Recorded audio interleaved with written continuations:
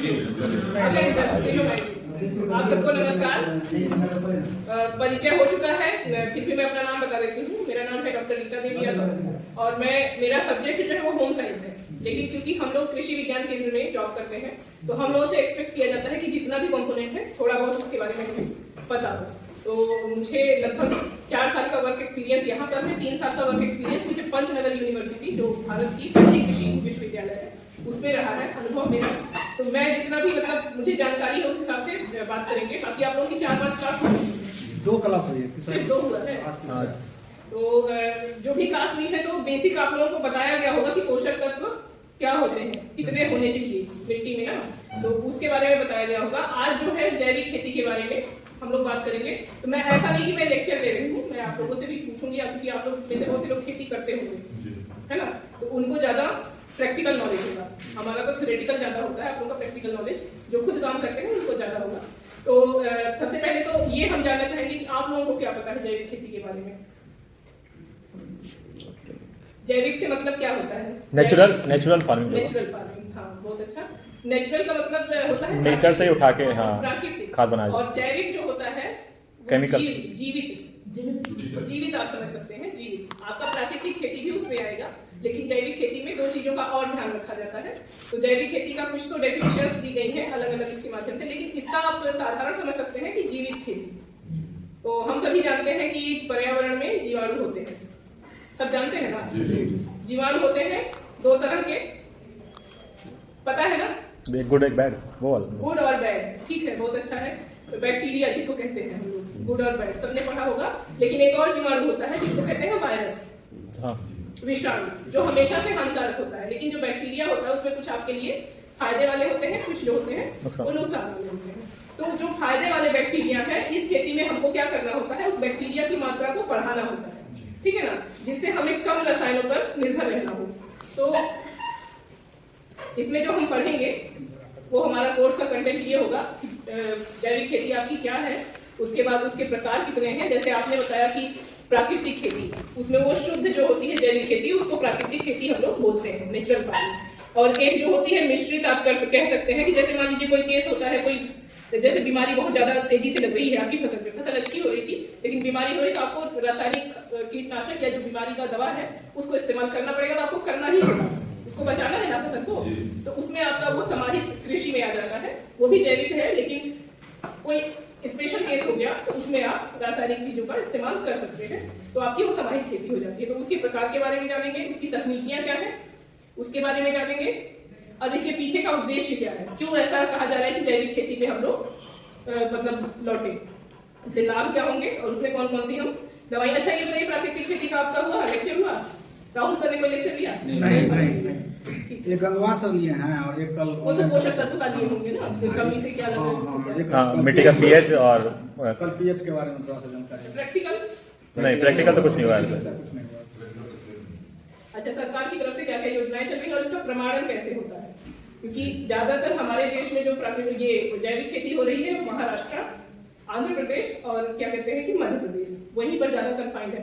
जो आपका ये एरिया है बिहार का, हालांकि आधा एरिया तो बाढ़ की वजह से प्रभावित ही रहता है, लेकिन आपका नेचुरल जो है चीजें उसमें बहुत रिच है, बहुत। आप लोग का जो है बिहार का मधुबनी क्षेत्र, क्योंकि आपका किसके हिमालय की तराई में है, तो आप लोग नेचुरल रिसोर्सेज में, प्राकृतिक संसाधनों में बहुत अमीर है, लेकिन बहुत सी चीजों की जानकारी नहीं होने की वजह से उसका सही उपयोग जिसको कहते हैं वो नहीं हो पाता है। आप ही लोग बताइए कि क्या क्या चीजें यहाँ पे ऐसी हैं जिसका होना चाहिए, बताइए जिन चीजों का खेती किसका होना चाहिए।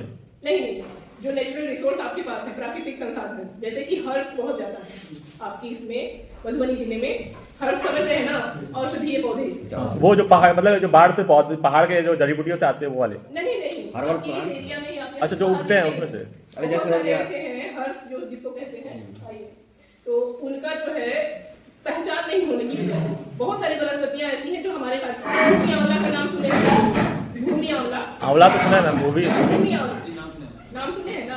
एक छोटा सा पौधा यहाँ पे आपको मिलेगा बाहर, बहुत छोटा सा पौधा होता है, और हो सकेगा तो हम दिखा भी देंगे आप लोगों को। उसके अलावा भृंगराज एक होता है। भृंगराज तो जानते हैं। भृंगराज सुने हैं ना? हाँ। यहाँ आपको इस कैंपस में तो बहुत मिल जाएगा और पूरा एरिया में बहुत ज्यादा है। हाँ। लेकिन क्योंकि उसकी पहचान नहीं होती है, पहचान ना होने की वजह से उसका सदुपयोग नहीं हो पाता है। क्योंकि जो कंपनियां इसकी दवाई बनाती हैं या इस पे काम करती हैं, उनको तो क्या चाहिए, उनको रॉ मटेरियल चाहिए, वो शहरों में तो मिलेगा नहीं, ऐसी एरिया में ही कहीं मिलेगा, तो उसका ऑप्टिमम यूज नहीं हो पाता है जानकारी के अभाव में। बोलते हैं तो सर्च करके निकाल लेंगे, तो फोटो देखने में ज्यादा नहीं हो पाने के कारण भूमि उसका वो वेस्ट हो जाता है। तो ये चीजें हैं। तो जैविक का हम वही बात करेंगे अभी कि जैविक खेती क्या क्या होती है। ये तो हमारा मतलब आपके यहाँ संसाधन क्या क्या है, उसको आप कैसे उपयोग कर सकते हैं, ऑप्टिमम यूज कैसे कर सकते हैं। जैसे मान लीजिए कौन सी कंपनी है जो भृंगराज का इस्तेमाल करती है?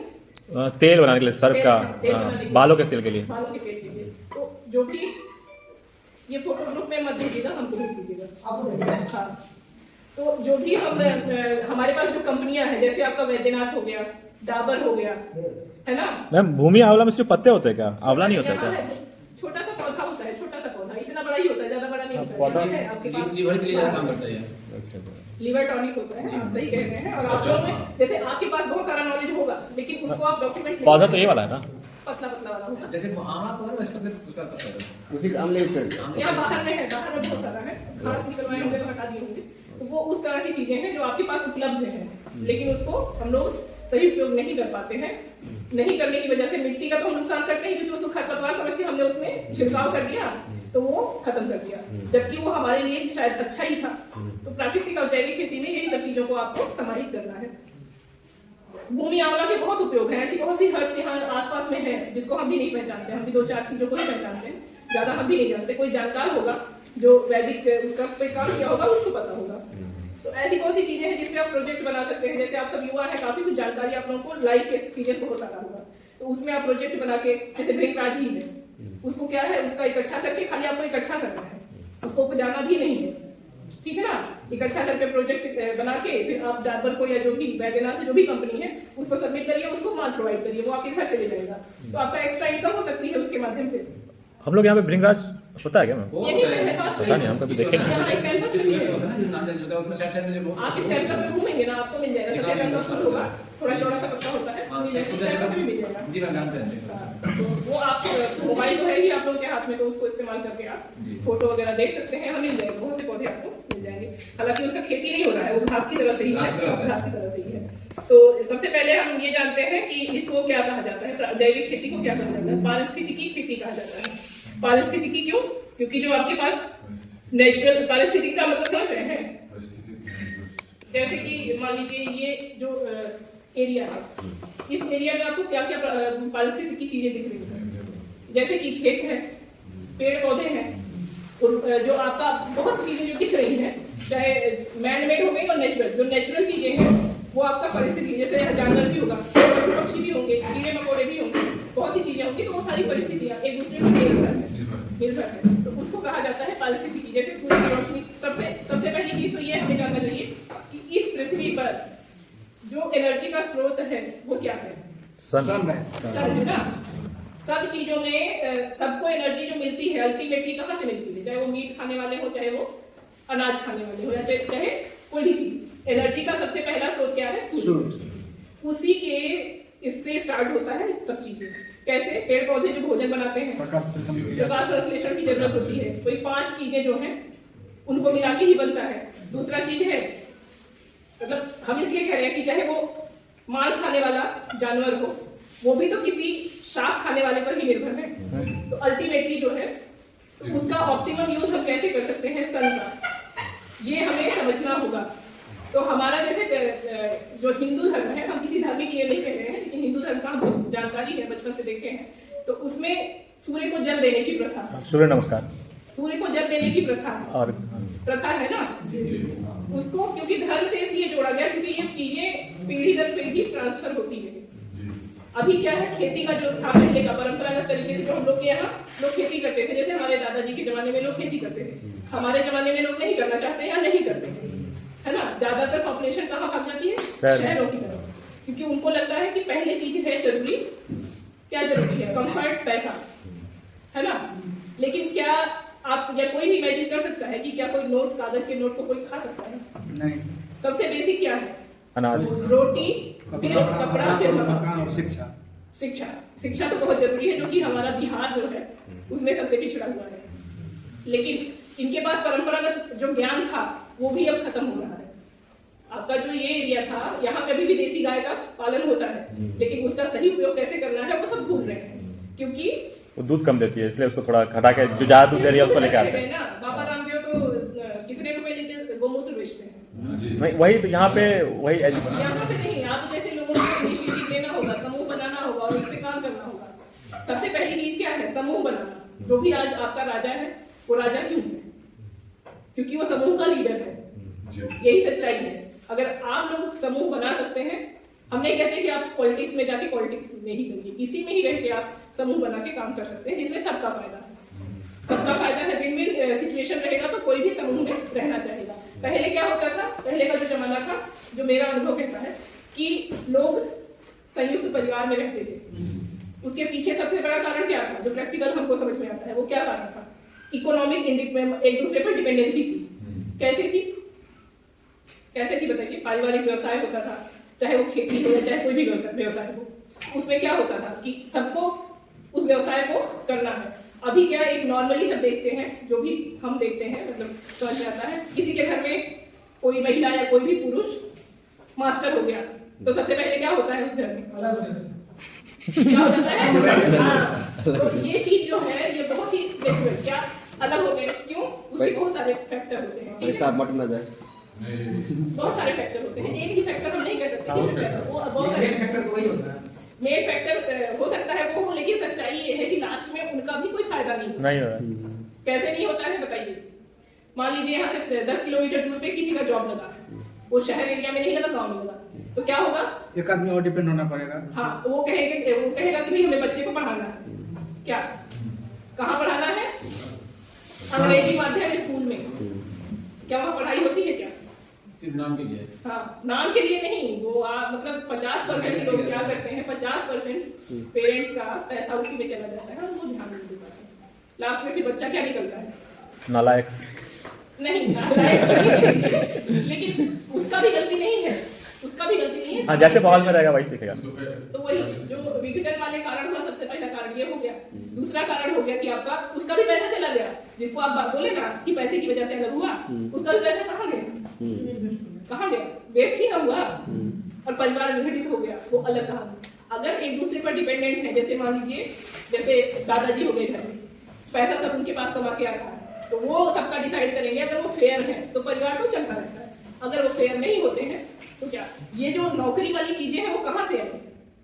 अंग्रेजों के टाइम से आई ना। उसके पहले क्या था? उसके सामान दो, सामान लो, उसके बदले पैसा कम चलता था, जिसको जो जरूरत है वो उससे ले लेता था। हमारा भारत जो था बहुत कम एरिया था, लेकिन ये सोने की चिड़िया थी। क्यों? सब व्यवसाय पे डिपेंडेंट थे, सब व्यवसाय करते थे। नौकरी वाली चीज आई ही अंग्रेजों के टाइम से। जो सिपाही होते थे वो ठीक है, लेकिन उनको भी अनाज वाले पर ही डिपेंडेंट रहना होता था। सिपाही का खर्चा सबका वो देता था, राजा देता था, बाकी सबका ये रहता था। लेकिन ज्यादातर जो परसेंटेज था वो क्या करता था? व्यापार। और सब कोई संपन्न था। जो अंग्रेजों के टाइम से आई, अंग्रेजों की शिक्षा, अंग्रेजों का सारा चीजें कुछ अच्छी नहीं है, हम नहीं कहेंगे, हम यहाँ खड़े हैं। नहीं मैम, जो कुछ अच्छी भी है वो उन लोगों ने अपनी सुविधा के लिए लाया था, वो छोड़ के चले गए, लेकिन वो हम लोग के लिए लाए थे, वो लोगों ने अपने सुविधा के लिए लाया था। तो ये चीजें थी, हम यहाँ पे खड़े हैं, ये शायद अंग्रेजों की देन है, शायद उन्हीं की देन है जो हम यहाँ पे खड़े हैं, ठीक है ना? ऑफिस कल्चर, तो मतलब एक नौकरी करना, एक पढ़ाई करना, ये सब चीजें तो उनकी ही देन है। तो हम लोग टॉपिक से भटक गए हमको लग रहा है, लेकिन कहने का मतलब ये है कि जो हम बेसिक बता रहे थे, प्राकृतिक खेती या जैविक खेती की तरफ क्यों आना चाहिए। ये हमारी जो परिस्थितियां हैं, जो चीजें हैं खेती के लिए जरूरी, उनके साथ बैलेंस रखता है। कैसे बैलेंस रखता है? जैसे कि आपको कृत्रिम जो चीजें हैं वो नहीं देना है इनपुट। कृत्रिम चीजें तो समझते हैं ना आप लोग, तो समझते ही हैं, आप लोगों को क्या बताना, हमको आप लोगों से ही सीखना चाहिए। हिंदी वर्ड है कृत्रिम मतलब जो हम लागत लगाते हैं खेती में, वो प्राकृतिक चीजों से होना चाहिए या जैविक चीजों से होना चाहिए, ठीक है ना? तो लागत में जैसे आप यूरिया नहीं डाल के गोबर की खाद का इस्तेमाल करेंगे, कंपोस्ट का इस्तेमाल करेंगे, तो वो हो गया आपका।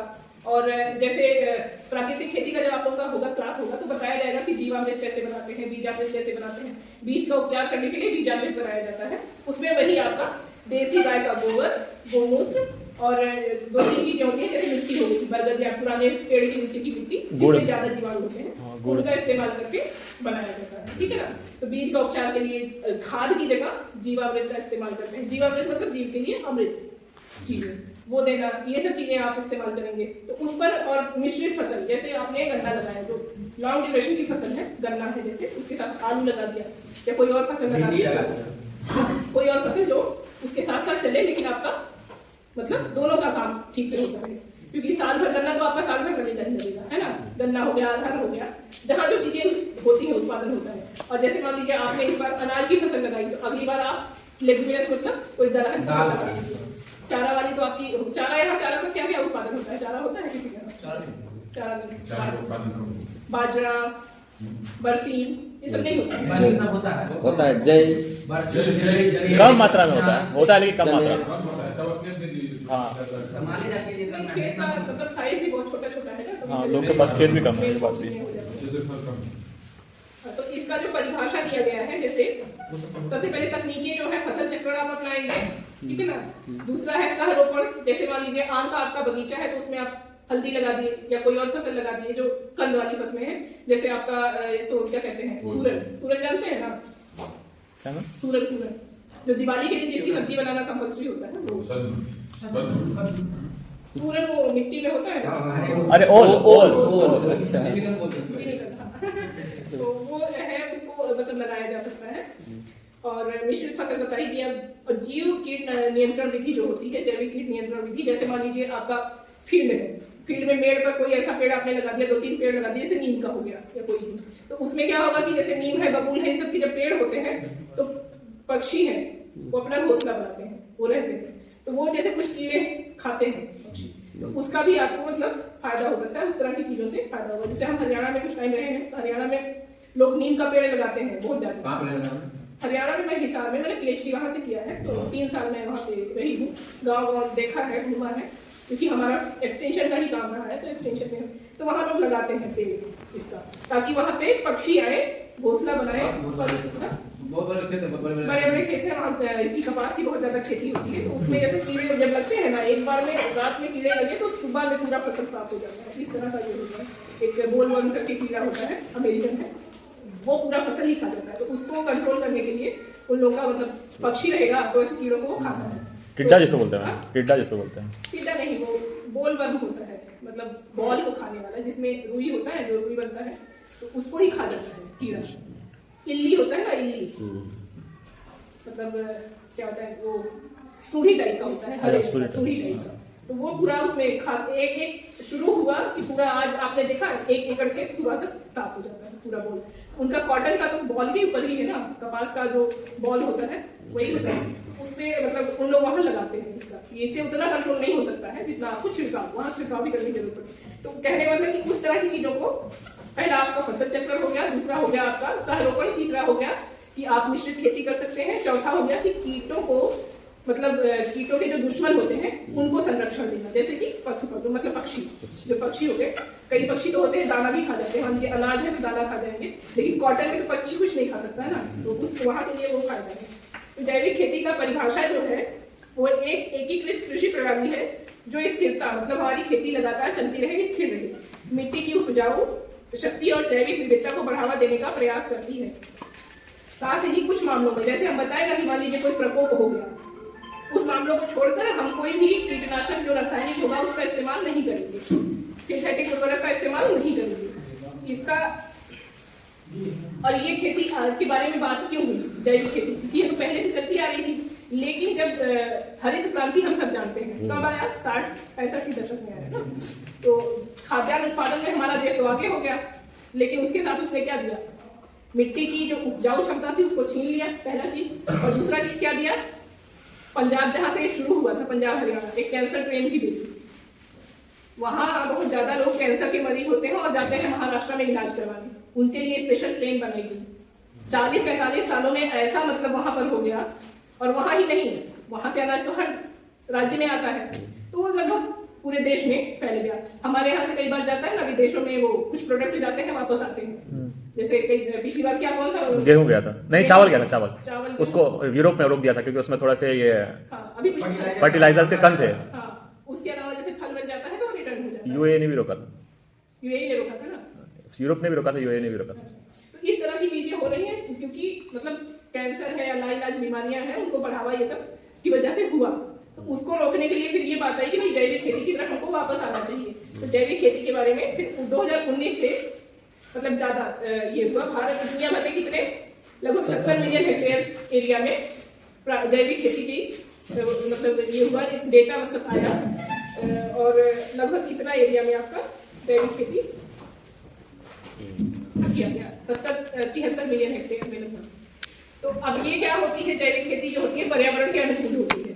मतलब आप लोग जानते होंगे कि पहले बरसात का सीजन जब होता था तो बहुत सारे केंचुए निकलते थे ना, अभी ऐसा नहीं होता है। होता है बहुत कम हो गया, बहुत कम हो गया। उसकी वजह यही है आपका सिंथेटिक जो यूरिया है, सिंथेटिक आप दवाइयाँ जो इस्तेमाल करते हैं उसकी वजह से वो प्रजातियां खत्म हो गई। ठीक है, तो पर्यावरण के अनुकूल नहीं है। रासायनिक खेती जो है वो पर्यावरण के अनुकूल नहीं है, लेकिन जैविक जो है आपकी पर्यावरण के अनुकूल है। तो वो है दूसरा प्रदूषण मुक्त। अभी दिल्ली में से लोगों को लग रहा है कि वहां से हमको हट जाना चाहिए। बहुत से लोग ये सोच रहे हैं। क्यों सोच रहे हैं? पोल्यूशन का वजह क्या है? बहुत ज्यादा गाड़ियाँ,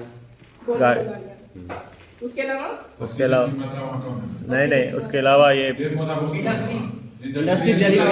इंडस्ट्री बहुत ज़्यादा है, पेड़ पौधे वहाँ से हटा दिए हैं, ऊपर से खेत का जो पराली सब जलाता है उससे भी कुछ देर के लिए हो जाता है। बहुत सारा रीजन है, बहुत सारे कारण हैं और पॉपुलेशन बहुत ज्यादा है, बहुत ज्यादा है। तो इन सब कारणों से हम लोग क्या कह रहे हैं, दिल्ली छोड़ो नहीं तो हवा जान ले ली। वहाँ का लाइफ सर्कल कम, वहाँ पे जितने भी रहने वाले हैं उनके कम हो जा रहा है, एज कम हो रहा है। इसका वजह यही है कि वो पारिस्थितिकी तंत्र का उन्होंने दुरुपयोग कर दिया है। तो मतलब अब परिस्थिति के साथ मिलकर नहीं रहेंगे तो क्या, जब हवा ही दूषित हो गई है तो जीवन वैसे ही कम हो गया। आपने बोला ना जीवन कम हो गया है, तो जब वो कम हो गया तो फिर बात ही खत्म। हमारा जो पर्यावरण है उसमें 70% क्या है, नाइट्रोजन है। नाइट्रोजन है ना, लेकिन नाइट्रोजन हम जो यूरिया देते हैं उसमें क्या है, नाइट्रोजन ही ज्यादा होता है। ठीक है ना, 60% का आपका नाइट्रोजन ही होता है। जब हमारे पृथ्वी में पर्यावरण में इतना % नाइट्रोजन है तो हम यूरिया क्यों देते हैं? क्यों देते हैं बताइए? क्योंकि हमको चाहिए कि हमारी जो फसल है वो हरी हरी दिखे और खूब ज्यादा उत्पादन हो। 1 हेक्टेयर में 25 होता है तो 50 हो जाए, यही ना। बहुत नुकसान पहुंचाता है, जड़ें कमजोर कर देता है, जल्दी पकने का इफेक्ट ये होता है। फसल जो बड़ा हो गया ना वो बहुत जल्दी गिर जाएगा। नहीं प्लांट डायरेक्ट नेचर से नाइट्रोजन नहीं ले सकता। हाँ, आपने एकदम सही एग्जैक्ट बात कही कि प्लांट जो है, जो हमारा नाइट्रोजन है प्रकृति में, वो इस रूप में नहीं है कि वो पौधा ले सके या हम ही लोग ले सके। अगर ऐसा होता तो हम लोग जिंदा रहते क्या? अगर हम लोग नाइट्रोजन को पी रहे होते तो जिंदा रहते? पॉसिबिलिटी ही नहीं है। तो इस रूप में नहीं है कि उसको पौधे डायरेक्ट ले सके। तो उसका क्या तरीका है, फसल चक्रण में यही बताया जाता है कि एक बार आपने अनाज की फसल लिया तो अगली बार आप क्या करेंगे, दाल की फसल लेंगे। लोबिया हो गया आपका, चना हो गया, कोई भी दाल हो गया। तो इसकी जड़ें नाइट्रोजन को ज्यादा फिक्स कर देती है। इसमें एक बैक्टीरिया होता है जो दलहनी फसल होती है उसकी जड़ में, राइजोबियम, तो वही जो है नाइट्रोजन को फिक्स करता है, इस लायक बनाता है कि पौधे उसको ले सके। तो इस बार आपने लिया तो अगली वाली फसल के लिए फायदा होगा। तो ये बात कही जाती है। और दूसरा यह है कि हमारी खेती, अगर मान लीजिए हम यूरिया इस्तेमाल करते जा रहे हैं, मिट्टी बंजर होने लगी, तो क्या अगली बार हम फसल उत्पादन कर पाएंगे या 20 सालों बाद कर पाएंगे? तो उसको हम लगातार कर सके ताकि आने वाली पीढ़ी खाना तो खा सके। तो उसको लगातार करना है, सतत बनाए रखने के लिए भी हमारा ये जैविक खेती आवश्यक है। ठीक है, और लोग नहीं आए, महिलाएं नहीं, वो जो कह रही थी ना खुद दुकान पे बैठेगी वो भी नहीं आई है, बताइए। वो तो बेचारी फंस गई थी उस दिन, 2 आदमी। मैम मौके पे उन्होंने लगता है वो बात बोल दिया। बैठने वाला पार्टी वो भी नहीं है। नहीं, वो ठीक है, बोल दी तो अच्छी बात है, बोल दी तो अच्छी बात है। इस मामले में नेपाल ठीक है, पूरी महिला ही सब वहाँ पे। मैम ज्यादातर बिजनेस महिला कोई देखेगा, 70-80%। साइकिल देखते तो हाँ, जेंट्स से ज्यादा महिला एक्टिव रहती है बिजनेस में वहाँ पे, दुकान से लेके बाइक। सामाजिक चीजें हैं, कुछ सामाजिक चीजें हैं, उसकी वजह से ऐसा होता है। और सामाजिक में भी और बायोलॉजिकल भी होता है। महिलाओं को ज्यादातर समय बच्चों को उनकी देखभाल के लिए देना होता है, तो वो भी ये है, उसको इग्नोर नहीं किया जा सकता है। महिलाओं का जो रोल है उसको इग्नोर नहीं किया जा सकता। भले ही कोई ढाबे पर या किसी दुकान में जेंट्स खाना बनाता है, घर में मैंने नहीं देखा है। मैं भी जॉब करती हूँ, मेरे हस्बैंड भी जॉब करते हैं, लेकिन मैंने नहीं देखा है कि जेंट्स खाना बनाता हो। भारत के ऐसा कल्चर भी है हमारा, मतलब स्पेशली यूपी, बिहार और ये जो हिंदी भाषी राज्य है वहाँ का यही कल्चर है हम दक्षिण भारत में ही गए हैं तो वहाँ का हमको नहीं आइडिया है, लेकिन वही है कितना भी हो महिलाओं को ही खाना बनाना है घर में। ढाबे में तो जेंट्स बनाते हैं। यहाँ का तो खाना ही है, लेडीज का काम है चूल्हा चौकी का। ठीक है, ऐसा नहीं मैम, आप थोड़ा बहुत इतना है कि आप इतना कल्चर चेंज हुआ कि थोड़ा बहुत हेल्प करता है जेंट्स भी आप वो करना पड़ता है, मजबूरी हो जाती है ना करना। एक दो हो जाता है प्रेम से जो बना मतलब वो कभी कदर कर दे तो वो अलग बात है, अलग कहानी है। इसको बहुत इंटरेस्ट होता है। जैसे मेरा बेटा है तो मेरे बेटे को खाना बनाना पसंद है, मेरी बेटी को नहीं पसंद। मेरा बेटा मुझे बचपन से देख रहा है खाना बनाते हुए, बगल में बैठा रहता था मैं खाना बनाते, तो उसको इंटरेस्ट है। आज भी वो मेरा हेल्प करवाता है, तो अपनी मर्जी से करता है, उसको कोई ऐसा ये नहीं। लेकिन कल्चर जो कहता है वो मतलब यही है कि महिलाएं ही बनाना अच्छी बात है, चेंज होना बहुत अच्छी बात है। जैसे आजकल जो सरकारी किताबें आ रही है, आप लोग देखे हैं सरकारी स्कूलों की किताबें, उसमें कई बार कुकिंग जेंट्स को करते हुए दिखाया गया है, क्योंकि ये कल्चरल बदलाव जो हो रहा है उसको एक्सेप्टेंस लाने के लिए। तो किताबों में भी आप देख सकते हैं कि बदलाव को एक्सेप्ट किया जा रहा है। अब महिलाएं नौकरी करेंगी तो कोई ऐसी बात है, कोई ना कोई हेल्प तो घर में करने वाला होना चाहिए, तो करेंगे। वो चीजें हैं। अब उनकी बात को लेके ये बात आ गई थी कि महिलाएं खाना बनाएंगी और वही गायब है। अच्छा, USDA जो है ये यूनाइटेड स्टेट ऑफ अमेरिका का एग्रीकल्चर का ये है विभाग है, वो बताता है कि इसका मतलब है जैविक खेती का मतलब है ऐसी प्रणाली जो कृत्रिम इनपुट जैसे कि उर्वरक का मतलब यूरिया, DAP और ये सब चीजें हैं, कीटनाशक या हार्मोन जैसे गिबरेलिन वगैरह ग्रोथ हार्मोन होते हैं, वो सब इस्तेमाल नहीं करके या फीड एडिटिव्स आदि का उपयोग ना करें, उससे बचें और बड़ी हद तक इन सब खेती। ठीक है, जहाँ तक संभावना हो आपका फसल रोटेशन, फसल अवशेषों का इस्तेमाल, जानवरों की खाद और फार्म के बाहर जो जैविक अपशिष्ट होते हैं, ठीक है, हाँ, जैविक अपशिष्ट में गोबर भी हो गया, आपकी पेड़ की पत्ती भी हो गई, गन्ने का जो हो गया पत्ता हो गया, या पुआल हो गया, अगर इस्तेमाल नहीं हो रहा है तो उसको इस्तेमाल करें। ये आपका मतलब परिभाषा है, आप लोगों को बेसिक पता होना चाहिए जैविक का परिभाषा। कोई एक परिभाषा आप पहले भी बता दी है, आगे भी एक है, कोई एक रख लीजिएगा, हो सकता है लिखने के लिए है। FAO जो है आपका वर्ल्ड का फूड एग्रीकल्चर ऑर्गेनाइजेशन है, उसकी ये परिभाषा है। सबका मतलब वही एक है कि जैव विविधता, मतलब वही है, बस लिखा है उसका अपनी भाषा में लिखा, अपनी भाषा में इसमें लिखा है, लेकिन ये है प्रमाणित हो जाता है। मतलब समझिए।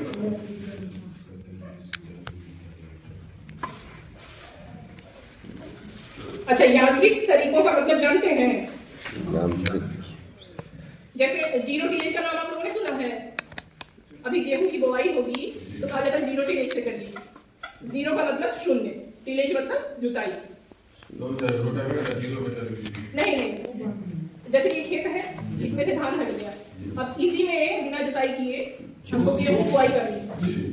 ये मशीन है यहाँ पे उपलब्ध, हैप्पी सीडर भी देखा होगा आप लोगों ने, वहाँ देखे कि नहीं? हाँ, मशीन तो देखे। हाँ, उसमें वो हल लगा हुआ है, वो दाना गिराते जाएगा, आपको जुताई नहीं करनी है। अब इसमें जैसे ये जो फसल अवशेष है, ये खाद का काम करेगा, फिर डिकम्पोज हो जाएगा, तो उसी में आपका वो खाद का, आपको जुताई नहीं करनी है। तो एक तो आपको जुताई का पैसा बच गया, पहला चीज। ऊपर से आपका जो जैविक ये चीजें हैं ये इस्तेमाल हो गई। पराली, आप यहाँ से तो पराली उठा लेंगे तो इसको जलाने की आपको जरूरत नहीं है। और इसमें जो सूक्ष्म जीवाणु हैं, तो जाहिर सी बात है इसका डिकम्पोज अच्छे से कर देंगे। अगर जला देंगे आप तो मर जाएंगे। ठीक है, तो जीरो टिलेज का एक विधि, यांत्रिक विधियों का उपयोग करके, इसका मतलब यही है कि आप जीरो टिलेज का इस्तेमाल करें धान के बाद गेहूं की बुआई करने के लिए। तो आपका जुताई का पैसा बच गया और फसल अच्छी होती है। ये हमने प्रैक्टिकली देखा हुआ। मैम मतलब वो ट्रैक्टर में सेट करने वाला है उसकी तरह। जैसे आप बुआई करते हैं वैसे जुताई नहीं करना है, बुआई कर देना है। तो उसको यहाँ से आप लोग मतलब अगर पास में किसी का है एरिया, 8-10 किसान मिलके यहाँ से हायर करके ले जा सकते हैं, या अपना ट्रैक्टर से ले जा सकते हैं। हायर करने का चार्ज लगता है क्या? पता नहीं। सियारे, जैसे सियारे जो गाँव है, सियारे का विलेज है, एक प्रोजेक्ट हमारे यहाँ चल रहा है, वहाँ तो करवाना ही करवाना है, तो वहाँ तो हमारी तरफ से जाएगा। तो बाकी कोई किसान ले जाता है तो हो सकता है हायर करना पड़ेगा।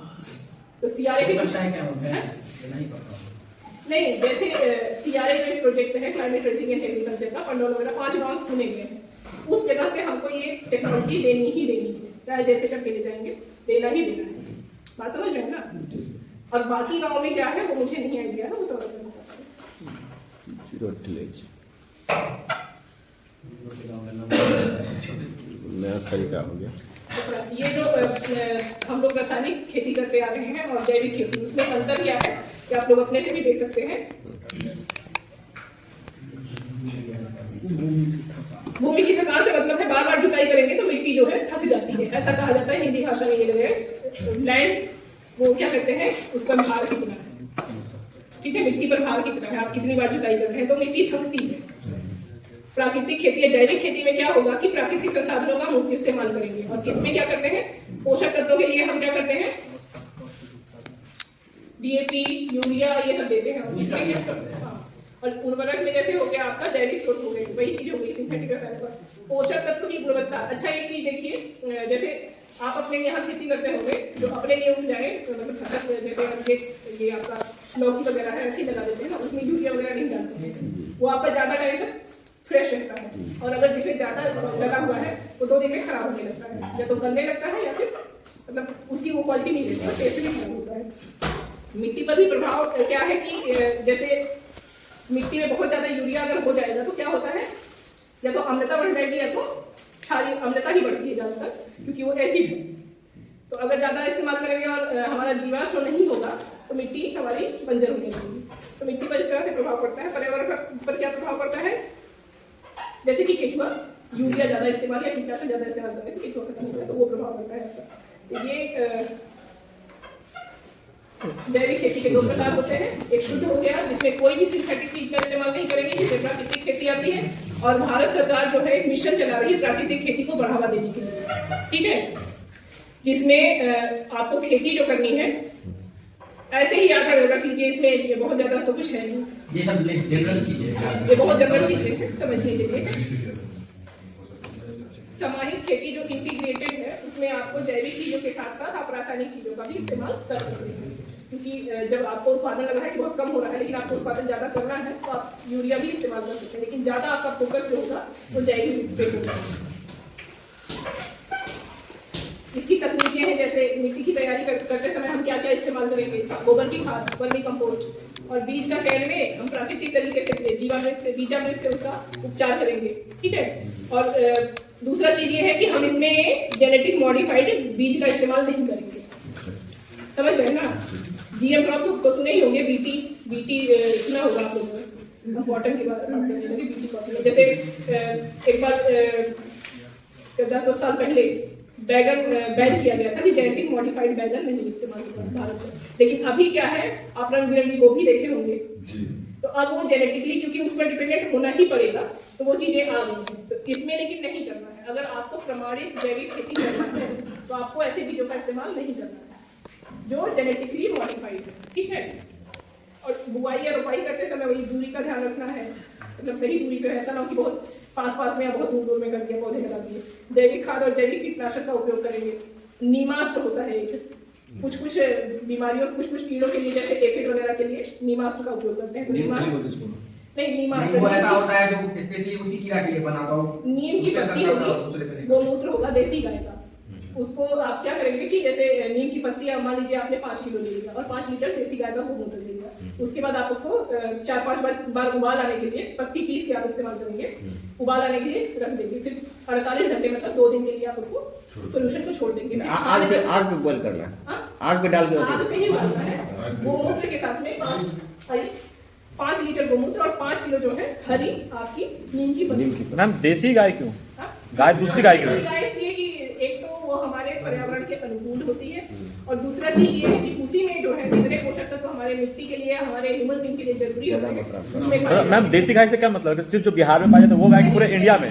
हर एरिया की अलग-अलग तरह की गाय है। अच्छा, मतलब उधर की जो लोकल बहुत सारी प्रजातियां पाई जाती हैं। जैसे आप हरियाणा में जाएंगे तो हरियाणा गाय बड़ी सी होती है, तो हरियाणा की मैम जो यहाँ लेके वो देसी गाय नहीं होगी? देसी तो रहेगी लेकिन आपके पर्यावरण के अनुकूल वो नहीं ढल पाएगी, तो ये तो अगली आने वाली 3-4 पीढ़ियों में छोटे हाइट की हो जाएगी, यहाँ के नहीं तो रह नहीं पाएगी। जैसे हमारे ही यूपी में जैसे है, हरियाणा से लोग भैंस लेके आते हैं, मुर्रा भैंस, जो बहुत ज्यादा दूध देता है, लेकिन वो यूपी में आने के बाद 4-5 साल बाद फिर उसका वो खराब हो जाता है, मतलब दूध तो देती है लेकिन उतना नहीं देती है और वैसी क्वालिटी नहीं रह जाती है। तो वो चीजें होती हैं, यहाँ की जो लोकल होगी वो यहाँ के पर्यावरण के अनुकूल होगी। और जैसे महाराष्ट्र में अलग तरह की गाय पाई जाती है, दक्षिण भारत में अलग तरह की पाई जाती है, लेकिन देसी प्रजाति वो जो क्या कहते हैं कि काली और सफेद वाली होती है वो प्रजाति नहीं, जो यहाँ जर्सी, हाँ जर्सी वाली नहीं, जो यहाँ जो इंडिया की प्रजाति है, भारत की प्रजाति, बहुत सारी प्रजाति है। हाँ वो मतलब आजकल तो बहुत सी चीजें हो गई है ना, बहुत सी मेथड हो गए हैं कि एकदम नेचुरल तो कोई चीज नहीं है, क्रॉस ब्रीड करवा देता है। हाँ वो सब चीजें तो हो ही गई है, क्योंकि फीड भी करना जरूरी है। इंसान का जितने भी मुंह है, जितने भी पेट हैं, वो नहीं भरेंगे उत्पादन नहीं होगा तो जाहिर सी बात है छीना झपटी होगी, किसी को मिलेगा किसी को नहीं मिलेगा। तो भूखमरी से बचने के लिए ये सब विधियां तो बनाई जा रही हैं और विज्ञान भी बहुत सारा काम कर रहा है, तो ये है ही। लेकिन उसमें देखिए प्राकृतिक खेती में आपको देसी गाय का बढ़ावा देने का काम कर रहा है सरकार भी। अगर आप 1 एकड़ में प्राकृतिक खेती करेंगे तो 12,500 एक साल का आपको पैसा देगी। अभी वो 2,000 रुपए मिलते हैं ना, हाँ वो 6,000 रुपए 12,000 छः महीने में मिलता है सर का। वो अलग है। लेकिन प्राकृतिक खेती अगर आप 1 एकड़ में करना चाहते हैं तो सरकार आपको ऑनलाइन आवेदन होता है इसका। प्राकृतिक खेती का एक वेबसाइट है, पोर्टल ही है, भारत सरकार के कृषि मंत्रालय द्वारा चलाया जाता है। उसमें आपको 1 एकड़ पे 12,500 रुपए सालाना सरकार अनुदान देती है। यार ये जो आप बोल रहे हैं जो जीएसटी भर रहा है वो कर सकता है क्या आपका ऐसा? मतलब जो जीएसटी भर रहा है दूसरे काम के लिए, जैसे जीएसटी से मतलब ही नहीं है। मतलब मैं दूसरा काम में जीएसटी दे रहे हैं हाँ। तो उसका अप्लाई कर सकते हैं क्या? हाँ, 1 साल में 12,500 नहीं। आप मेरा बात नहीं समझेंगे। प्राकृतिक खेती का इस साल से सरकार ने एक मिशन चलाया हुआ है। प्राकृतिक मतलब जिसमें आपको रासायनिक चीजों का इस्तेमाल नहीं करना है। 1 एकड़ में आप खेती प्राकृतिक विधि से करेंगे, पूरा आपको प्राकृतिक करना होगा, जो भी नियम है उसका पालन करना होगा, कोई सिंथेटिक चीज इस्तेमाल नहीं करेंगे। तो आपको सरकार को मतलब ऑनलाइन आवेदन आप करेंगे 12,500 ऑनलाइन खुद से कर सकते हैं। हाँ, वेबसाइट अब तो बहुत सी चीजें आप ऑनलाइन कर सकते हैं, इसकी सारी जानकारी भी आपको मिल जाएगी। तो आप उस वेबसाइट पे जाके आवेदन कर सकते हैं। प्रमाणीकरण के लिए आपका जिले का जो कृषि का अधिकारी होगा वो आपका प्रमाणीकरण के लिए आएगा, देखेगा, और जैसे हमारा केंद्र का भी लोग जाएगा, इनसे हम लोगों से भी प्रमाणित करवाएंगे, तो आपको उसका 12,500 रुपए सालाना सब्सिडी मिलेगा 1 एकड़ के लिए। 1 एकड़ में प्राकृतिक खेती। इस साल से वो नियम आया है प्राकृतिक खेती। उसके कुछ नियम होंगे, वो आप नियम वेबसाइट पे पढ़ सकते हैं। इससे जीएसटी से इसका कोई लेना देना नहीं, जैसे कि ये 2,000 जो मिल रहा था ना, हाँ। तो बोल रहा था कि आप इसका नहीं ले सकते हैं, इसका 2,000 नहीं। आप व्यवसाय करते हैं कोई, हाँ। आप किसान मतलब ऐसे खाली किसान नहीं है, तो जिसके नाम से होगा, आपके पिताजी के नाम से होगा, तो आप अपने नाम से तो ले ही सकते हैं, आप अलग किसान हैं। लेकिन अगर आप व्यवसाय कर रहे हैं तो हो सकता है उसको अलग करें, वो नहीं। मतलब प्राकृतिक खेती को बढ़ावा देने के लिए, मिट्टी को सुधारने के लिए, जमीन को पारिस्थितिकी तंत्र को सुधारने के लिए प्राकृतिक खेती को बढ़ावा देना है जो सरकार सब तो नहीं कर पाएगा, 10वें हिस्से में कर सकते हैं एक्सपेरिमेंट। 3 साल में ही उसका रिजल्ट दिखता है, जो अभी तक शोध हुआ है बाहर देशों में, और सबसे ज्यादा महाराष्ट्र में हुआ है इस पर। तो 3 साल के पहले असर नहीं दिखता। अच्छा, जैसे अभी ये बात कर रहे थे निमास्त के बारे में क्या? तो 5 किलो जैसे आपका नीम का पत्ती हो गया और 5 लीटर देसी गाय का गोमूत्र। उसमें जो पोषक तत्व होते हैं 32 तरह के पोषक तत्व जरूरी होते हैं, वो पाए जाते हैं जो देसी गाय का गोमूत्र। उसी लिए जो आपके बाबा रामदेव हैं वो 200 रुपए लीटर सेल करते हैं। अच्छा, वैसे ही बनता है? वैसे ही बनता है? वैसे नहीं बनता है, सबकी अलग अलग विधियां हैं। वो उसका आसमान निमास्त का क्या प्रयोग है? आप गाय के गोमूत्र में पत्ती को पीस के उबालेंगे, 5 बार उबाला जाए। 5 बार? जैसे कोई चीज उबालते हैं ना, एक उबाल आया, एक बार खोला, 2 बार खोला। हाँ। कितने में कितना क्वांटिटी होना चाहिए? कितना गोमूत्र? 5 लीटर। 5 लीटर में 5 किलो नीम का पत्ती और पीस के डालते जैसे हैं। आपने उबाल लिया, उसके बाद उसको आप 48 घंटे के लिए रख दीजिए धूप में? अच्छा में ढक के रखना चाहिए। अच्छा में कोई भी जैसे जीव है ना, बहुत तेज धूप पड़ने पे खत्म हो जाता है सूक्ष्म जीव। इसको फिर कौन सा छिड़काव करना है? जैसे पेड़ सबके नीचे रख सकते हैं। छिड़काव करना है। हाँ, जहाँ मवेशी रहते हैं उसका किनारे कहीं रख सकते हैं, ढक के रखना है। तो क्या होता है मैं ये बोल रहा हूँ 5 लीटर गोमूत्र में हाँ। 5 केजी 5 किलो को 5 बार उबालना है। पानी भी मिलाना है। जब आपका उबल जाएगा उसके बाद आपको 200 लीटर पानी मिलाना है, उसको छान के फिर आप छिड़काव 1 एकड़ में करिए। इससे क्या फायदा होगा? फसल आपका निमास का आपको बहुत सी इसमें बताया जाएगा। जैसे सफेद मक्खी हो गई है, बहुत सारे कीड़े हैं जिनकी इसके लिए, जिनको मारने के लिए इस्तेमाल। जैसे गेहूं वगैरह में छिड़काव किया जा सकता है। हाँ, वो आप ना जब आपकी क्लास करेगी प्राकृतिक खेती की तो बताया जाएगा। अलग अलग फसल के लिए अलग अलग कीड़े के लिए अलग अलग, ठीक है ना। लेकिन जो आप रासायनिक ये कीटनाशक इस्तेमाल करते हैं उसकी बजाय आपको ये वाला इस्तेमाल करना है, ठीक है ना। तो निमास्त हो गया, ब्रह्मास्त्र हो गया, जैसे कई सारे पत्तों को मिला के बनाया जाता है, जिसमें आपका आक हो गया, अमरूद हो गया, आम का भी पत्ता होता है, नीम का भी पत्ता होता है, शरीफा होता है, इन सबको भी मिला के बनाया जाता है ब्रह्मास्त्र। वो अलग कीड़ों के कंट्रोल के लिए होता है। तो उन सब का इस्तेमाल करना है जो आपके प्रकृति में ये सब तो पाया जाता है ना। इसको तो अलग से कहीं से खरीद के लाने की जरूरत नहीं है। आपकी वैसे लागत कम हुई कि नहीं? एकदम हुआ। हाँ, लेकिन अब उसका कंट्रोल का 100% नहीं कह सकते। रासायनिक का आपने आज छिड़काव किया, 3 दिन में आपको असर तुरंत रिजल्ट आ जाता है। 3 दिन में पूरा असर दिख जाता है। इसमें आपको 3 साल का टाइम लगेगा वो रिजल्ट आने के लिए, जो आपको सिंथेटिक में मिलता है। इसीलिए जो है लोग इस चीज से हिचक रहे हैं, इसको करना है कि नहीं करना है, इसमें हिचक बनी हुई है। तो जितनी भी आप खेती करते हैं उसके के 10वें हिस्से में अगर आप प्राकृतिक खेती करेंगे तो निश्चित तौर पे आपको नुकसान भी नहीं होगा। पहला चीज मेहनत थोड़ी ज़्यादा लगेगी, लेकिन मिट्टी को फायदा होगा, तो अल्टीमेटली आपको फायदा होना ही होगा। और कुछ नहीं, जैसे कुछ किसान भाई होते हैं ना, वो सोचते हैं जो बेचना है फसल उसमें खूब खाद डाल दो, खूब कीटनाशक डाल दो, अपने लिए जो उगाना है उसमें कम डालो। तो यही सोच के खेती कर लीजिए कि जो हम अपने लिए अपने खाने के लिए उगाएंगे वो हम जैविक रखेंगे, प्राकृतिक रखेंगे। तो जब अगर ये एक बार आपको करने में आपका फायदा होगा, लागत कम होगी, तो अगली बार आप वैसे ही मोटिवेट होंगे कि भाई हम पूरी खेती में कहीं नहीं करते, ताकि हमारी ताकत खर्चा कम हो तो और जो उत्पादन होगा उसकी क्वालिटी अच्छी होगी, उसकी डिमांड ज़्यादा होती है मार्केट में। आज आप दिल्ली भेजेंगे 3 दिन लगेंगे पहुँचने में, तो तब तक आपकी ताजी बनी रहेगी, ठीक है ना। तो उसमें पैसा भी अच्छा मिल जाएगा, कई लोगों को व्यवसाय भी मिल सकता है, जैसे मान लीजिए बीजामृत या जीवामृत बनाने का ही व्यवसाय मिल सकता है, ठीक है ना। ये सब तो तकनीकियाँ हो गई, लोक प्रबंधन का हो गया, लगभग सब चीज़ें हमने बता ही दिया है। एक दो डेटा आप रख लीजिए, जैसे मान लीजिए 33% आपका खरपतवार जो है नुकसान करता है खेती में, जो उत्पादन होता है उसको प्रभावित करता है 33% का खरपतवार। आपका 26% कीड़े नुकसान करते हैं और 20% ही आपकी बीमारियों से नुकसान होता है, ठीक है ना। तो खरपतवार प्रबंधन में प्राकृतिक खेती में जो बताया जाता है या जैविक खेती में बताया जाता है कि जैसे आपके पास पलवार है, जो आपने लाइन में फसलें लगाई हुई है, उसके बीच में जो जगह बची हुई है, उसको अगर आपको खरपतवार कंट्रोल करना है तो आप क्या करेंगे, पुआल है या पेड़ की पत्तियां हैं, बड़े पेड़ की पत्तियां जो सूख गई हैं, उसको आप बिछा देंगे, मेहनत लगेगा उसमें खाली जगह में। हाँ, जैसे मान लीजिए आपने सब्जी की लाइन से खेती करी हुई, बाकी खाली जगह जो पड़ी हुई है उसमें आपने उसको बिछा दिया, तो आप उसमें जीवामृत आप छिड़काव भी कर देंगे तो धीरे धीरे डिकम्पोज होता रहेगा, तब तक आपकी फसल निकल जाएगी, आपको निराई नहीं करना पड़ेगा, ठीक है ना।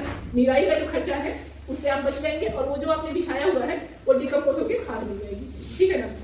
तो ये किया जा सकता है, मेहनत इसमें ज़्यादा है, लागत आपकी जो बाहर से इनपुट लगाते हैं उससे कम लगेगी, ठीक है ना। तो आजकल तो लोग करना ही नहीं चाहते हैं मेहनत, ये कौन करेगा, मेन प्रॉब्लम यही है। तो मिट्टी है, आज मिट्टी नहीं बचेगी, खेत में मिट्टी कहाँ से करेगा लोग, तो ये चीज़ें हैं। अच्छा, वर्मी कंपोस्ट बनाने का तरीका पता है आप लोगों को? नहीं मालूम है।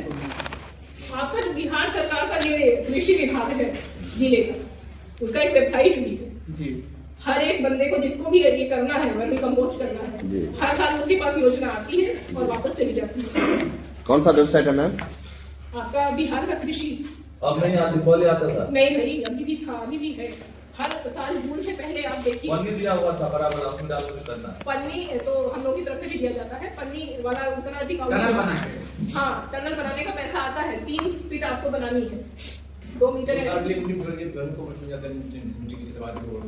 केचुआ नहीं डालते ना उसमें, वो तो 2 साल लगता है। वर्मी कंपोस्ट आपका साल भर में बढ़िया बन जाता है, और कई विधियां ऐसी हैं जिसमें आप ना साल भर में 3 बार कंपोस्ट ले सकते हैं, बना सकते हैं। तो जो व्यावसायिक दृष्टिकोण रखता है वो ये काम कर सकता है कि इस पे काम करे वर्मी कंपोस्ट। तो सरकार उसको बढ़ावा देने के लिए 3 फीट बनाने का वो कुछ पैसे देती है सरकार कि आप 5,000 रुपये 1 फीट का ऐसे करके कि आप पिट बनाइए, इस पे काम करिए, गोबर की खाद को आप बना के बेचिए, क्योंकि वो तो पैकेट में जैसे आप यूरिया वगैरह बेचते हैं वैसे पैकेट करके बेचा जा सकता है। तो सरकार देती है, एक तो जानकारी के अभाव में, और दूसरा नेग्लिजेंस, सरकार का कोई आदमी तो बताने नहीं आ रहा है।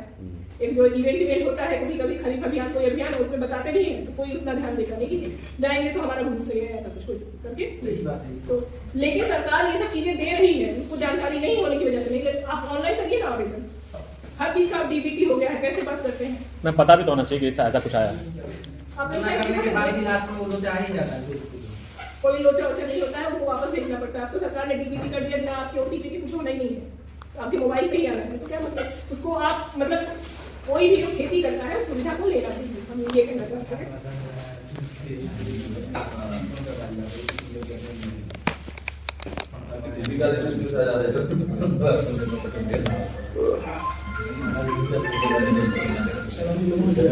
जो आपकी जैविक खेती है उसके सिद्धांत है, कुछ 4 सिद्धांतों पे काम करती है। पहला सिद्धांत है आपका स्वास्थ्य का सिद्धांत। जैविक खेती के द्वारा अगर आप खेती करते हैं तो आपका भी स्वास्थ्य और मिट्टी का भी स्वास्थ्य जो है वो बेहतर रहेगा। और दूसरा है इकोलॉजी का सिद्धांत। इकोलॉजी मतलब वही पारिस्थितिकी है, आपके जो पर्यावरण है उसके अनुकूल होगा, अनुकूलन होना चाहिए उसका। और तीसरा आपका है न्याय का सिद्धांत। कोई भी चीज को, जैसे मान लीजिए अगर सारे शेर को खत्म कर दिया जाए जंगलों से तो क्या होगा, शेर सब शेर को अगर जंगल से खत्म कर दिया जाए तो पेड़ पौधे भी खत्म हो जाएंगे क्योंकि शाकाहारी जीव का वो बढ़ जाएगा जनसंख्या। हाँ, मतलब परिस्थिति की जो संतुलन है वो बिगड़ जाएगा, ठीक है ना। उसको बनाए रखने के लिए सब चीजों का होना जरूरी है। तो न्याय का सिद्धांत भी इसी पे काम करता है। और चौथा आता है देखभाल का सिद्धांत। अब देखिए वैश्विक परिदृश्य में इसका क्या लेवल है। पूरे विश्व में कितने देश हैं मालूम है? 200 से एवं 206 की है 208। अच्छा, मतलब ऑफिशियली अनऑफिशियल तो बहुत ज्यादा है। नहीं आप लोग कंफ्यूज कर दिए। इसमें है, मतलब हम कंफ्यूज हैं। 209 है कि कितने हैं मुझे एकदम श्योरिटी हाँ नहीं है। मैम बढ़ता रहता है ना, हो सकता है एक बड़ा हो इस बीच में। पहले 208 था, अभी 209 हो गया होगा। हाँ, तो मतलब मान जैसे- लीजिए मोटा मोटी 205 203 जैसे बहुत लोग इसराइल को नहीं मानता है देश, कहीं मानता है, तो ऐसे में ऊपर नीचे होता रहता है। इसमें से कितने देशों में हो रही है खेती? 187 187 देशों में हो रही है। फिर भी एरिया बहुत कम है। कितना एरिया है? 3.1 मिलियन हेक्टेयर है, ठीक है। 72.3 मिलियन हेक्टेयर। और कितने कम किसान हैं? 3.1 मिलियन। ये डेटा आप रख सकते हैं, आपके भी काम आ सकता है कहीं पे भी।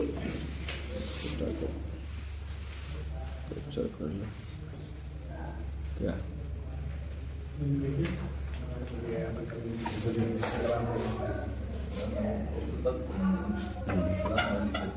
भारत का क्या डाटा है मैम? ये तरह आ गया। टॉप 10 जो कंट्री हैं उनका उसपे एरिया वाइज इतना है। इंडिया तो गए है इसमें, इंडिया आपका है 5वें नंबर पे आता है। 5th स्थान। सबसे गायब है नहीं, तुम करना चाह रहा है गायब। ठीक है ना। उसके बाद अर्जेंटीना हाँ, गलत है, है। स्पेन है, यूएस के बाद इंडिया का नंबर आता है। एक्चुअली अर्जेंटीना, ऑस्ट्रेलिया है लार्जेस्ट, स्पेन। ऑस्ट्रेलिया के पास बहुत जमीन है और अच्छा खासा बहुत अच्छी वहाँ जमीन की पॉपुलेशन बहुत कम है। ऑस्ट्रेलिया की जमीनें हैं, वहाँ के लोग पशुपालन बहुत करते हैं। और वो ये भी कहते हैं कि हमारे यहाँ आप बसिए आके। कहाँ पे? ऑस्ट्रेलिया में। ऑस्ट्रेलिया में पॉपुलेशन बहुत कम है।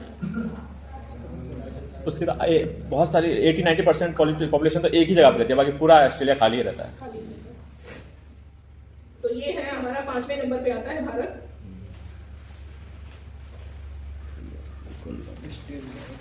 कौन कौन से स्टेट में कितना जैविक खाद का उत्पादन होता है उसका ये डेटा है। इसको आप वेबसाइट पे देखेंगे ऑर्गेनिक फार्मिंग वाले, तो उस पर भी आपको मिल जाएगा। हर चीज का पोर्टल बना हुआ है, आप अपने फोन से, इंटरनेट सबके फोन में होगा, उससे आप देख सकते हैं। तो इसको आप वेबसाइट से ले सकते हैं, कोई दिक्कत नहीं। ये आपका ऑर्गेनिक फार्मिंग का वेबसाइट है भारत सरकार का, उसमें से आप ले सकते हैं। इसमें आपका बिहार कहाँ पे आ रहा है? कितना चौथा उत्पादन? नंबर। कितना उत्पादन है?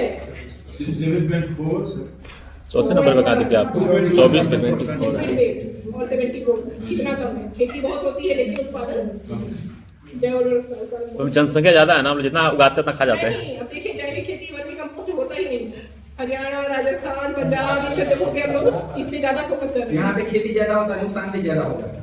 नहीं, जानकारी का भी अभाव है सबसे ज्यादा। जो जानकारी के अभाव में जानकारी तो जानकारी है, वो इंस्ट्रूमेंट सब भी उपलब्ध नहीं है। सही मात्रा में पानी नहीं होगा, ज्यादा एक योजना चली थी सुखेत मॉडल, पूरे देश में उसका नाम चला, बहुत चला।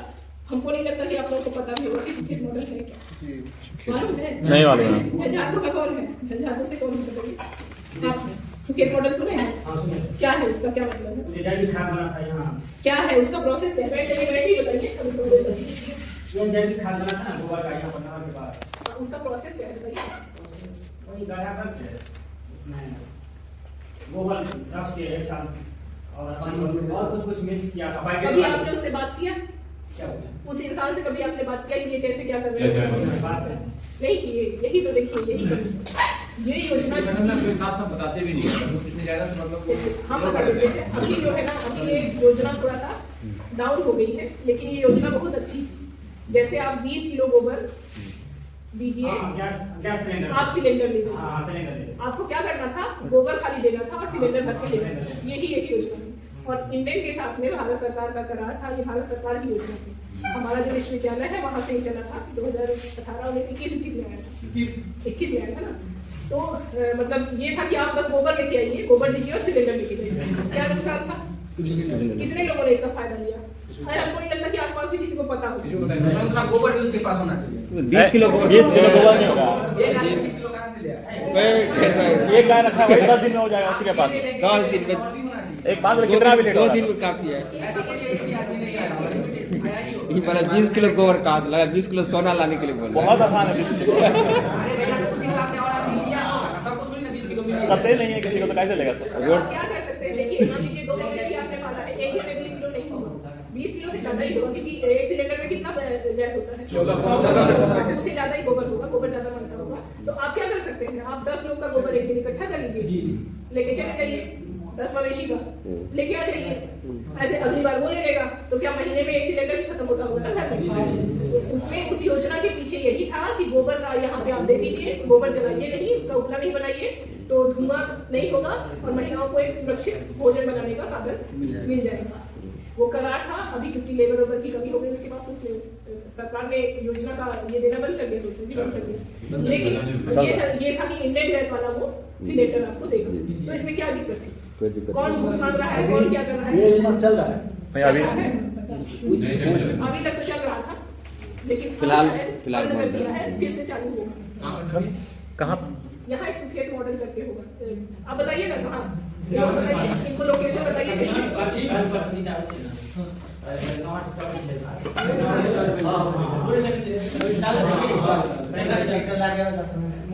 तो उसमें जैसे है, सरकार ने क्या किया था ये जो कि नया रोड जो नहर पे बन रहा है कोई यादव का जमीन था, हाँ पाँच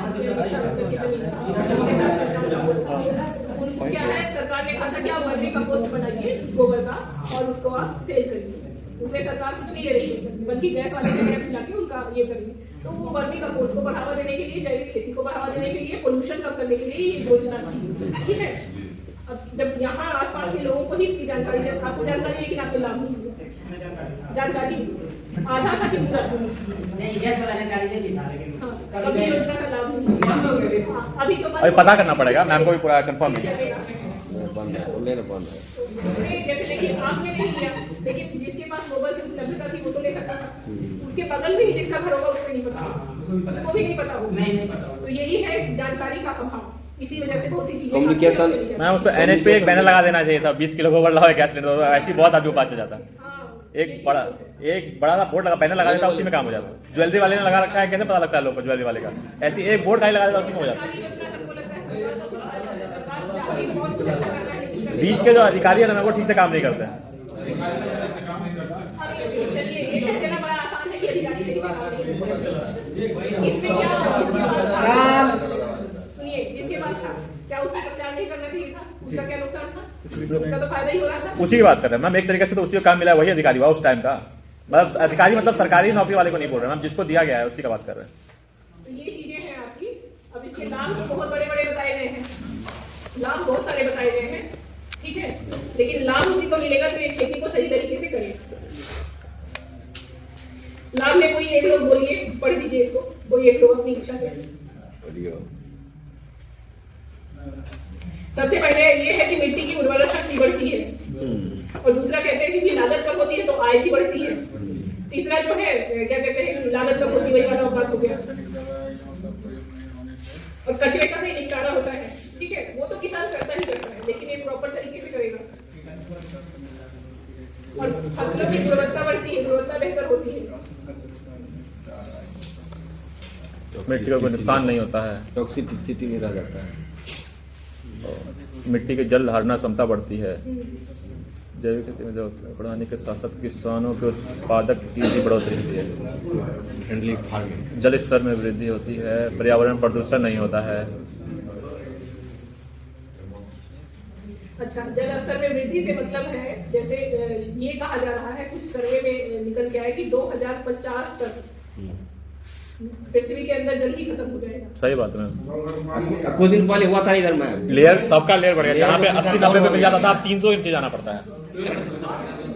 अत्यधिक जल दोहन हो रहा है। जल दोहन नहीं हो रहा है, सब पानी क्या होता है निकल जाता है, उसको एक जगह जब इकट्ठा करेंगे ना तब ना वो धरती के अंदर जाएगा, सब निकाल लेता है, नहर नाला कुछ कुछ बना वो तो हो ही रहा है। जैसे आज धान का ही हुआ तो कितना ज्यादा पानी देना पड़ा, पहले तो नहीं था ऐसा, बरसात होती थी। ये स्थिति जो आपके क्या कहते हैं, आपका जो ये एरिया है जहाँ पे तालाब ही तालाब होते हैं, तालाब बहुत भरा गया है मैम, क्योंकि बारिश नहीं होता ना, बारिश क्या होता है हर 2 साल के बाद एक बार अच्छा होता है, पहले क्या था हर साल अच्छा होता तालाब भरा रहता था, अभी क्या है कि 2 साल के बाद होता है तो बहुत सारा तालाब सूख जाता है, बहुत तालाब रहने के बावजूद भी वो सूख जाता है।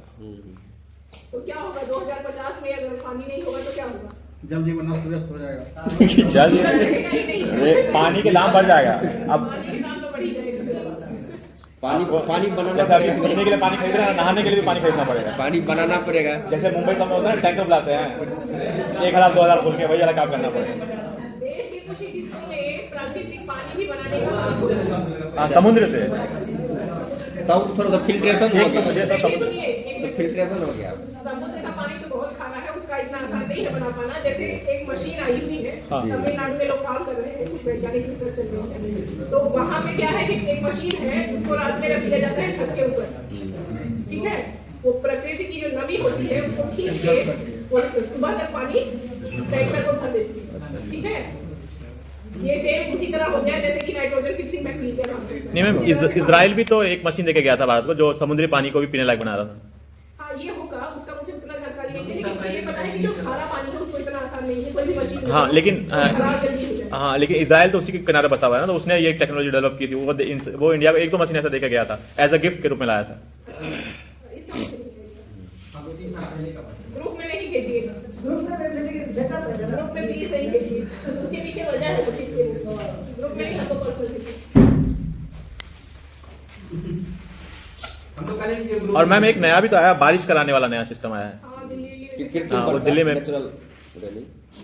कोई 2 केमिकल कुछ छिड़काव देता है जिससे पानी बरसता है, बादल इससे भारी कहीं कहीं ज्यादा भी हो जाता है। हो तो जाए, ज्यादा काम तो बात का बात है। तो अभी दाल पहले यूएई ने किया था ये, उसी की वजह से उसके बाढ़ भी आया था। तब भारत में भी कुछ ऐसा हो गया है। हाँ। अच्छा, कभी आप लोग राजस्थान कभी गए हैं? हाँ मैम, मैं याद नहीं, हम पापा आर्मी में थे तो बचपन में हम रहे। हाँ, जैसलमेर गए थे शायद। जैसे वहाँ तो बहुत रेट रहती है। बीकानेर में कैसा है खेती का? किसी के घर से कोटा हाँ मैम, मेरे घर से गया। कोटा कोटा में बड़ी अच्छी यूपी बिहार से भी बहुत बढ़िया खेती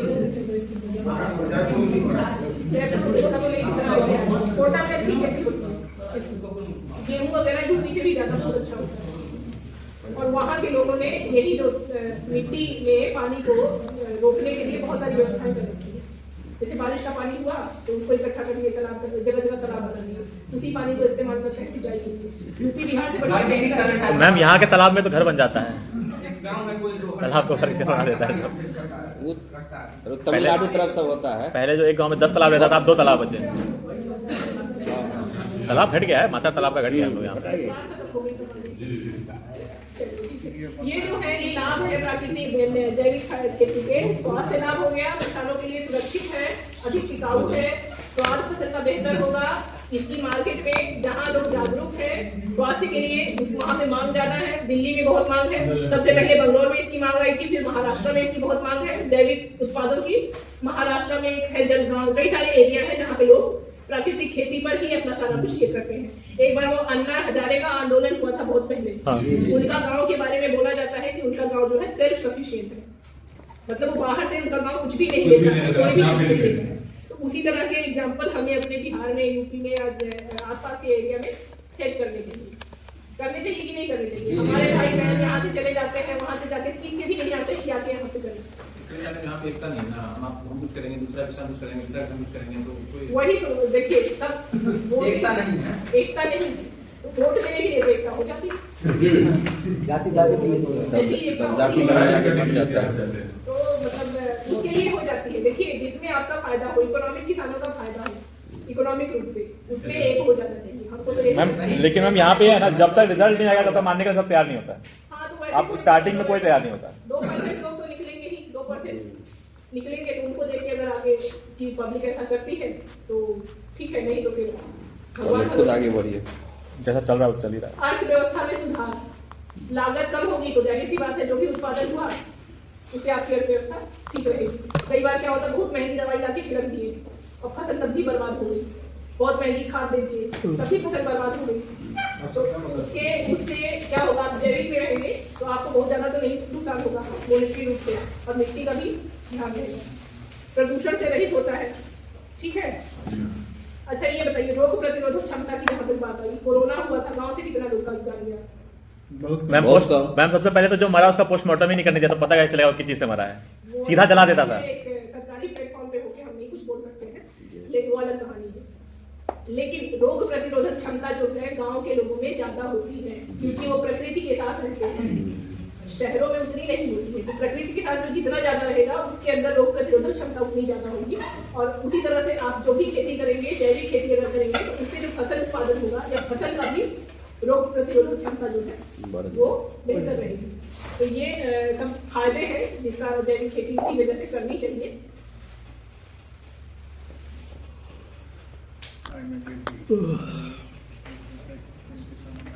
अच्छा, जैविक खेती में जैसे महाराष्ट्र के लोग कर रहे हैं या बेंगलोर के लोग कर रहे हैं, तो सिर्फ देश में ही खपत नहीं कर रहे हैं, इसको बाहर भी भेज रहे हैं। तो ये आपके बहुत सारे फायदे हैं। ग्रीन हाउस गैस उत्सर्जन कम होगा।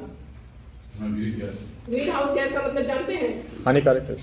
ग्रीन हाउस CFC होता है, मीथेन होता है, कुछ ऐसी गैसें होती हैं जो ग्रीन हाउस प्रभाव डालती हैं। जो हानिकारक है, मतलब जो होता है प्रकृति में गर्मी बहुत ज्यादा बढ़ जाती है, ठीक है ना। तो गर्मी जैसे सूरज की रोशनी आती है, रिफ्लेक्ट होता है, फिर कुछ पर्यावरण में ऊपर निकल जाती है, कुछ रह जाती है। हाँ, CFC रेफ्रिजरेटर सबसे निकलती है, ओजोन लेयर को प्रभाव करता है। तो वो प्रभाव भी अगर आप जैविक खेती करेंगे तो कम होगा, उसको कम करना भी होता है।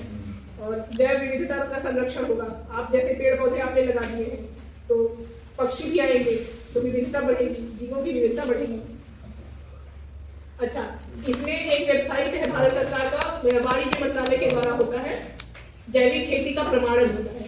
अगर आपकी एरिया में मान लीजिए 5 किसान जैविक खेती करना चाहते हैं आसपास के, ठीक है, 1-1 एकड़ में या 2-2 एकड़ में, तो 5 लोगों का या 20-22 लोगों का समूह बनाइए और ये खेती करना चाहते हैं, तो आप सरकार से प्रमाण पत्र लीजिए। तो 2 साल तक आप लगातार जो एक नियम होता है, नियम के तहत खेती करेंगे, उसके बाद आपको प्रमाण मिलेगा भारत सरकार का, फिर आप अपना उत्पाद को, प्राकृतिक जो जैविक उत्पाद है, उसको बाहर के देशों में भेज सकते हैं।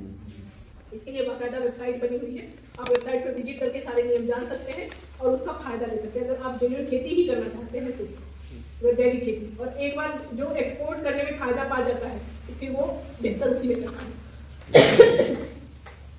इसमें मतलब प्रमाणन के लिए 5 सेंटर है, इसमें दिया हुआ है, जिसमें मेन है, जो मेन सेंटर हेडक्वार्टर है गाजियाबाद में है। इसके अलावा बेंगलोर, नागपुर, भुवनेश्वर और इम्फाल में है। भारत का एक राज्य ऐसा है जो पूरा आपका जैविक खेती ही करता है। कई साल पहले उसको प्रमाण मिल चुका, मतलब प्रमाण पत्र मिल चुका है, उस राज्य को अवार्ड मिल गया होगा जैविक खेती करने के लिए। नाम जानते हैं आप लोग? वो छोटा सा है, हिमालय के इसमें है, सिक्किम पूरी तरह से वहाँ जैविक खेती ही होती है। इसमें मतलब अगर कोई करना चाहता है तो इसकी वेबसाइट पे जाके आप तो इसकी विधियाँ प्रमाणित करने की विधियाँ जान सकते हैं। और मानक सब उस पर दिए गए हैं, लेकिन 2 साल तक लगातार आपको करना होगा खेती। वेबसाइट पे सारी जानकारी है, इसको आपको वेबसाइट पे एक बार विजिट करिए, अपनी भाषा में आप इसको पढ़ सकते हैं। ये आपका है राष्ट्रीय प्राकृतिक खेती मिशन करके, उसमें आपका मिनिस्ट्री ऑफ एग्रीकल्चर